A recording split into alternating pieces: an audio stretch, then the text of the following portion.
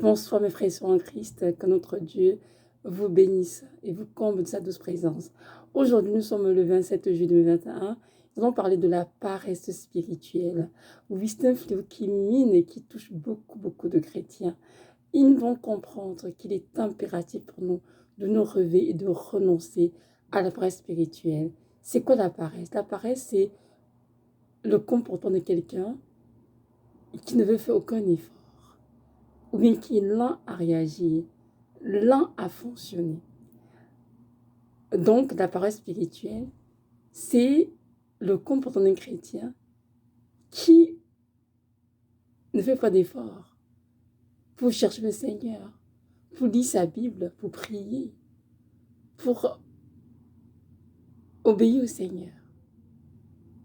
Ce chrétien se dit, je suis sauvé, je vais à l'église, j'ai le Seigneur et puis c'est tout. Il connaît que Dieu existe, que le Fils de Dieu est mort au côté pour lui. Mais dans sa vie, il veut porter les choses du Seigneur. Il est constamment attiré par les choses de ce monde. Et il se dit être chrétien. Nous devons savoir que la paresse, mais la disette, nous dit la Bible dans Proverbe, dans la vie normale, la paresse mène à la disette. Dans la vie spirituelle, la paresse aussi mène à la sécheresse spirituelle. Dans ce monde, il n'y a rien à acquérir sans effort. Nous devons tous faire des efforts. Dans la vie de tous les jours, mais aussi dans notre vie spirituelle. Si nous avons choisi de nous vie au Seigneur et de marcher en obéissance, nous devons faire des efforts pour lui ressembler, pour lire notre Bible, pour méditer la parole, pour prier, bien sûr, et pour obéir à ce qu'il nous demande.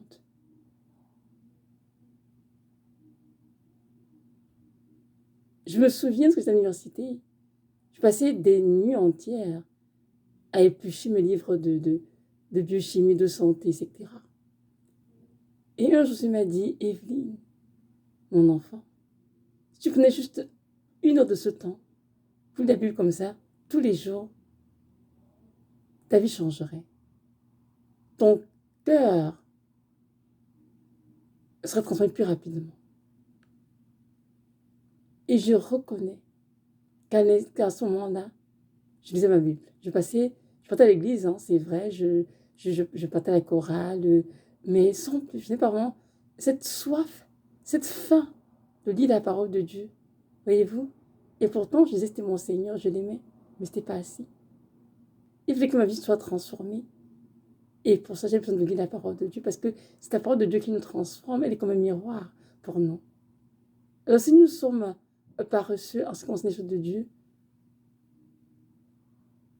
nous ne pouvons pas grandir. Spirituellement parlant, nous ne pouvons pas grandir aucunement. Donc c'est important que nous puissions mettre de côté tout ce qui nous accapare pour chercher le Seigneur. Et lorsque j'ai réalisé à l'époque, en fait, que c'est vrai ce que le Seigneur disait, j'ai dit, Seigneur, je t'en supplie, donne-moi la faim et la soif de ta parole, Seigneur. Je veux te connaître, je veux goûter à ta bonté, Seigneur. Je veux être une chrétienne de non, je veux vivre ta parole. Je vous assure, mes frères et sœurs, le Seigneur m'a exaucé. Et il a fait de moi une femme qui aime la parole, qui aime la prière. Et pourtant, au début de ma vie chrétienne, c'était pas ainsi. Au début de ma conversion, c'était pas comme ça du tout, je me souviens très bien. C'était beaucoup de paresse, beaucoup de légèreté, beaucoup d'oisiveté. Et Dieu m'a montré clairement que si je continuais comme ça, j'allais rater ma vie spirituelle. Nous avons été sauvés tous pour entrer un jour au paradis.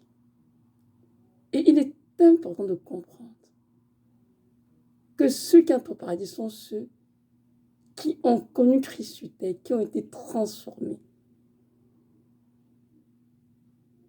qui sont sanctifiés, qui sont dépouillés des œuvres de la chair, c'est-à-dire du péché, et qui ont revêtu le caractère de Christ. Et Hébreux 12, 14 nous dit ceci. Recherchez la paix avec tous et la sanctification, sans laquelle personne n'aura le Seigneur. Si tu es paresseux, tu n'arrives pas à lire ta Bible, tu n'arrives pas à prier, tu n'arrives pas à méditer la parole, comment peux-tu te sanctifier? Comment peux-tu changer? Ça veut dire que tu es un chrétien de nom. Mais en fait, tu ne vois jamais la face du Seigneur. Et c'est triste. La Bible nous recommande à tous de faire des efforts, car ce sont les violents qui s'emparent du royaume des cieux. C'est écrit dans Matthieu 11, verset 12. Ça dit ceci, depuis le temps de Jean-Baptiste jusqu'à présent, le royaume des cieux est forcé. Et ce sont les violents qui s'en emparent. Amen. Oui, mes frères et sœurs en Christ. Nous devons nous faire violence pour entrer au paradis. Nous devons faire des efforts pour maintenir notre chair assujettie à l'esprit, afin de faire ce que tu attends de nous, c'est-à-dire faire nos devoirs. Lire la parole de Dieu, méditer la parole de Dieu, mettre en pratique, prier, saluer le Seigneur, faire tout ce qu'il nous demande. Ça prend des efforts. Parce que nous n'avons pas oublié que nos âmes rôdent constamment pour nous tenir dans les lignes captives, pour nous assoupir, pour nous décourager. Donc, on doit se faire violence. Pour dire non, Seigneur, je choisis de lire la parole. Je choisis d'éteindre la télévision et de m'assurer de lire ma Bible. Je choisis d'arrêter ces films-là que je regarde et de ma chambre et prier. C'est un choix. Oui, tout c'est un choix. Bien sûr, nous prions également la grâce de Dieu pour y arriver, ça c'est certain. Parce que de nous, c'est impossible. Mais avec Dieu, rien n'est impossible. Et c'est par son esprit qui est en nous qui nous rend capables d'être chrétiens et de faire ce qu'il attend de nous. Donc, dès plus longtemps Baptiste, l'homme des cieux est forcé. Et ce sont ceux qui sont violents, ça, violents avec qui, en fait, eux-mêmes, en fait, leur propre chair, bien sûr, qui vont entrer au paradis. Je t'invite à toi qui m'écoutes maintenant, de te le réveiller et de prier dans le Seigneur la grâce pour le chercher, pour t'occuper des choses du ciel et renoncer à toute paresse spirituelle. Il y a des personnes qui ont lu des romans pendant des heures, pas de problème. Qui ont des films des heures et des heures durant, pas de problème. Qui ont passé des heures sur les réseaux sociaux, pas de problème. Mais là, il s'agit de lire la parole de Dieu, aussitôt, sinon après, ils s'endorment. Pourquoi? Parce que le cœur n'est pas là-dedans. Le cœur est dans les choses du monde. Et c'est ça qui les empêche d'être à Christ.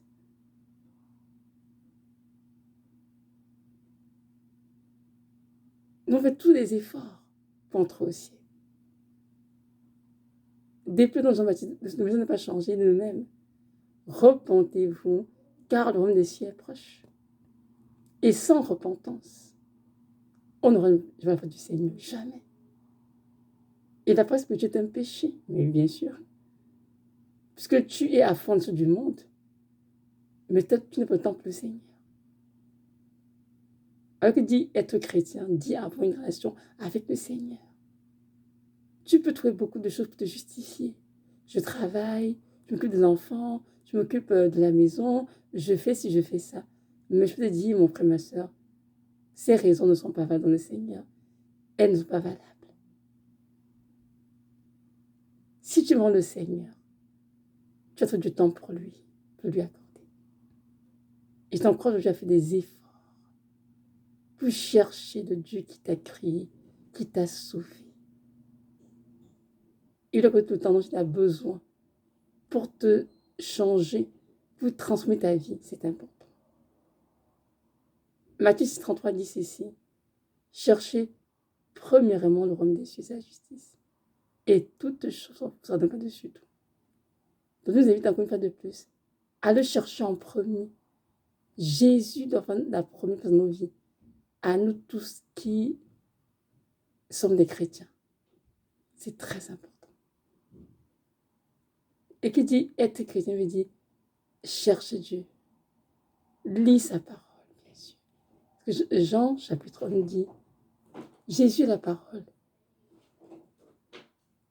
Et il s'est fait chair. Il a habité parmi nous. Amen. Jésus est Dieu. Nous avons une relation très étroite avec la parole de Dieu. Parce que c'est cette parole qui nous transforme. C'est notre miroir.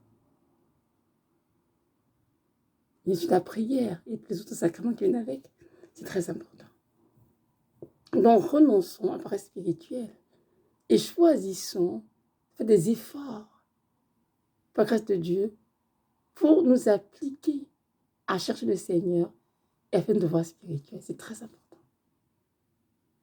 N'oublions pas, quand Dieu revient bientôt, cherche une église sans tache ni ride, une église glorieuse, c'est-à-dire notre Dieu, ce qui est trouvé des chrétiens avec des robes blanches éclatantes, sans tache, sans ride. Et pour être dans cet état, il est important de se préparer en cherchant le Seigneur, bien sûr. Un vie spirituelle active.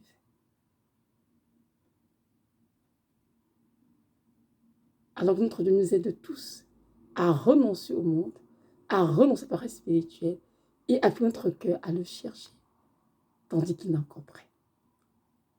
Alors merci d'avoir écouté, soyez richement bénis et que notre Dieu vous accorde cette grâce de l'aimer plus que tout, de l'adorer, de le servir. Et sachez que grande sera votre récompense dans les cieux. Amen.